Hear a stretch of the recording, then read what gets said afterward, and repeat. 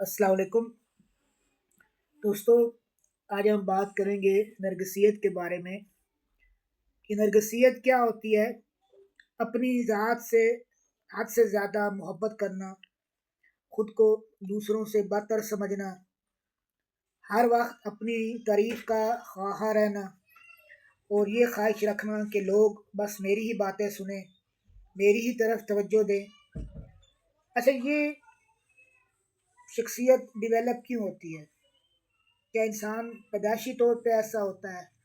ये जो खवास होते हैं, कोई नरगिसियत का मारा होता है, कोई जुनूनियत का मारा होता है, कोई लापरवाही का मारा होता है, क्या ये पैदाइशी तौर पे होता है? नहीं, ऐसा बिल्कुल नहीं होता। बच्चा जब पैदा होता है तो उसके वालिदैन उसकी सबसे बड़ी तरबियत गाह होते हैं। उसका जो पहला घर होता है, उसके जो पहले लोग होते हैं, वो उसकी तरबियत करते हैं। बच्चा जिस घर में होता है, बच्चे को पैदा होते साथ ही तवज्जो की ज़रूरत होती है और वो रो कर अपनी तवज्जो दूसरों की तवज्जो खींचने की कोशिश करता है, दूसरों को अपने होने का एहसास दिलाता है। और ये तवज्जो की जो ज़रूरत है, चाहे जाने की ज़रूरत, ये इंसान के अंदर फितरी है।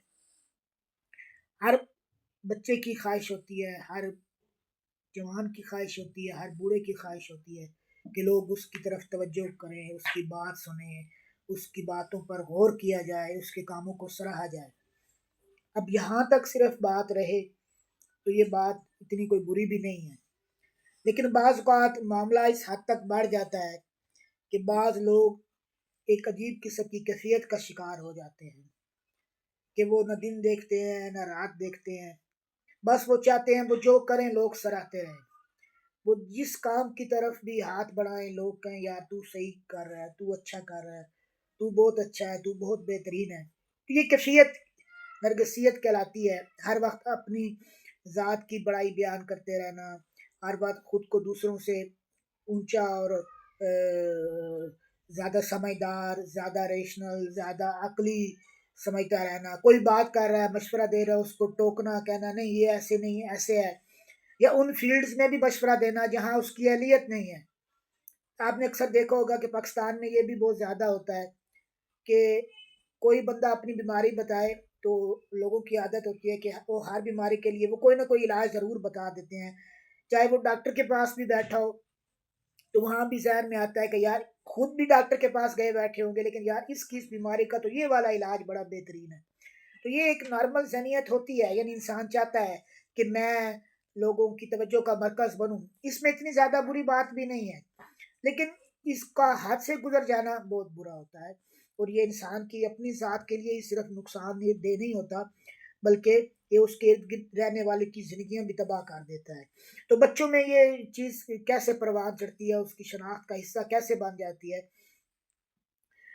तो इसकी बड़ी वजह वालिदैन होते हैं। वालिदैन से मुराद सिर्फ़ जन्म देने वाले लोग नहीं होते, बल्कि यहाँ वालिदैन से मुराद वो लोग जिनके पास वो बच्चा ज़िंदगी के इब्तदाई अयाम गुज़ारता है। चाहे वो अपनी माँ के साथ ज़्यादा गुज़ारे, बाप के साथ गुज़ारे, दादा न दादी के साथ, नाना-नानी के साथ, या वो किसी स्कूल के अंदर ही बचपन में डाल दिया जाए, मतलब स्कूल से मुराद कोई इदारा, फ़लाँ इदारा होता है जैसे। तो वहाँ लोग उसके साथ किस किस्म का रवैया इख्तियार करते हैं। तो मैं यहाँ वालिदैन को ही लेकर चलूँगा। अब वालिदैन जो पहली गलती करते हैं वो ये करते हैं कि बच्चे को नज़रअंदाज करते हैं। नज़रअंदाज करना कैसे होता है कि बच्चा कोई भी काम करे, मिसाल के तौर पे बच्चा ड्राइंग करके ले आता है। अब बाप है वो अपने फ़ोन में घुसा हुआ है, वालिदा है वो अपने कामों में लगी हुई है। तो बच्चा चाहता है मेरी तारीफ़ की जाए, अम्मी या अब्बू मेरी तारीफ़ करें, मेरी ड्राइंग को गौर से देखें। लेकिन हम सरसरी सी निगाह डालते हैं, कहते हैं हाँ बच्चा ठीक है, बेहतरीन है, अब बस करो, कापियाँ ज़ाया ना करो, पेपर ज़ाया ना करो। इसके बाद बच्चा कोई और काम करता है, घर में बच्चियाँ होती हैं, वो कुछ कुकिंग करने की कोशिश करती हैं, तो उसकी उनकी तारीफ़ करने की बजाय, उनके सराहने की बजाय उनको डिस्करेज किया जाता है कि नहीं तुमने मतलब ये या सही नहीं पका, या लापरवाही बरतना, यानी लापरवाही और बेइतनाई इस तरह बरतना کہ بچے جو ہیں وہ شروع میں تو بڑے جذبے کے ساتھ آپ کے پاس آئیں اور آہستہ آہستہ وہ آپ کو اپنی چیزیں دکھانا چھوڑ دیں، پھر بچے اپنے دل کی بات آپ سے نہ کر سکیں، کیوں کہ آپ ان کو سنتا ہی نہیں۔ جب وہ آپ کے پاس بیٹھے بس آپ بولنے والے اور وہ سننے والے ہو، وہ تنہائی کا شکار ہو جائے۔ تو ایک بڑی وجہ والدین کا بچوں کو اگنور کرنا۔ اس کے بعد ایک وجہ جو اور اس کے اندر پھر تھوڑی سی چھوٹی سی اور وجوہات بھی آ جاتی ہیں، بڑی وجہ کے اندر نیچے اور کیٹیگریز آتی ہیں کہ بچوں کے معاملات میں بے جا مداخلت کرنا۔ ہر معاملے میں ہر بچے کی اپنی چوائس ہوتی ہے، ہر بچے کی اپنی پسند ہے، اس کے کچھ کچھ چیزیں اس کی پسندیدہ ہے، آئیڈیاز اس کو پسند ہوتے ہیں۔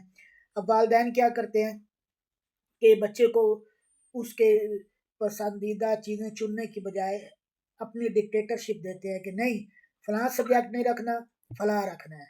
بچہ چاہتا ہے کہ میں فلاں کام کروں، نہیں فلاں کام نہیں کرنا، فلاں کام کرنا ہے۔ تو یہ مداخلت کیا کرتی ہے، وہ بچے کی شخصیت کو پروان چڑھانے سے روکتی ہے۔ بچہ آپ پر ڈیپینڈ کرنا شروع کر دیتا ہے، بچہ سمجھتا ہے کہ میں کچھ نہیں ہوں، میری ذات کے اندر کچھ نہیں، میں کچھ نہیں کر سکتا، کیونکہ والدین ہی اس کو کچھ کرنے نہیں دے رہے۔ وہ جب کچھ کرنا چاہتا ہے والدین کہتے ہیں نہیں بھائی تم نے یہ ایسے نہیں کرنا، ایسے کرنا ہے، ایسے نہیں کرنا، ایسے کرنا ہے۔ تو بچے میں خود اعتمادی کی کمی ہو جاتی ہے، یہاں تک کہ بچہ اس حد تک تنہا ہو جاتا ہے، اس حد تک اپنی ذات پر سے اس کا بھروسہ ہٹ جاتا ہے کہ کہیں کبھی اکیلا کسی بڑی مشکل میں پھنس جائے اور وہاں سے نکلنا بہت زیادہ آسان بھی ہو تو وہ کسی نہ کسی کی مدد کا منتظر رہتا ہے، وہ خود کوشش نہیں کرتا، وہ خود ہاتھ پاؤں نہیں مارتا، بلکہ وہ انتظار کرتا ہے کہ کوئی نہ کوئی آئے گا۔ کیوں کہ اس کے والدین اس کے لیے ہمیشہ مسیحا بنے رہے، ان کے والدین نے اس کو کبھی بھی مشکلات کو خود حل کرنے کی ترغیب نہیں دلائی، اس کو موٹیویٹ نہیں کیا کہ بیٹا تم یہ کام بھی خود کر سکتے ہو، یہ بھی خود کر سکتے ہو، تمہیں خود ہی کرنا ہے، زندگی کے حالات سے خود ہی نپٹنا ہے۔ اور ایسے والدین جب دنیا سے چلے جاتے ہیں تو ان کے بچے جو ہیں وہ بڑے شدید قسم کے مسائل کا شکار ہوتے ہیں، کیونکہ انہوں نے خود تو کبھی خود پر بھروسہ کیا ہی نہیں ہوتا، انہیں ہمیشہ کوئی نہ کوئی سہارا چاہیے ہوتا ہے۔ تو کوشش کریں کہ بچوں کو سہارا دینے کی بجائے بچوں کو چیزیں سکھلائیں، بچوں کے ساتھ بیٹھیں، ان کے ساتھ باتیں کریں، اور ان کو کنٹرول زیادہ کرنے کی بجائے بچوں کو گائیڈ کریں کہ بیٹا یہ کام ایسے ہوگا، یہ کام ایسے ہوگا۔ ہر کام خود نہ کریں، بعض ماؤں کی عادت ہوتی ہے کہ وہ بچوں کو بوٹ بھی پالش کر کے دے گی، کپڑے بھی استری کر کے دے گی، وہ بچوں کو ہر چھوٹا چھوٹا کام خود کر کے دیں گی، ان کے بیگ کی صفائی خود کریں گی، یا مثال کے طور پہ کوئی اور اس قسم کا نیا کام ہے، اگر بٹن تک لگانا ہے تو بچہ وہ بٹن تک نہیں لگا سکے گا، ٹائی ہے تو ٹائی بھی خود باندھے گی، بیلٹ ہے تو بیلٹ بھی خود باندھے گی۔ اس طرح جو ایسی مائیں ہوتی ہیں وہ ان کے بچے جو ہوتے ہیں وہ بھی شدید مسائل کا شکار ہو جاتے ہیں۔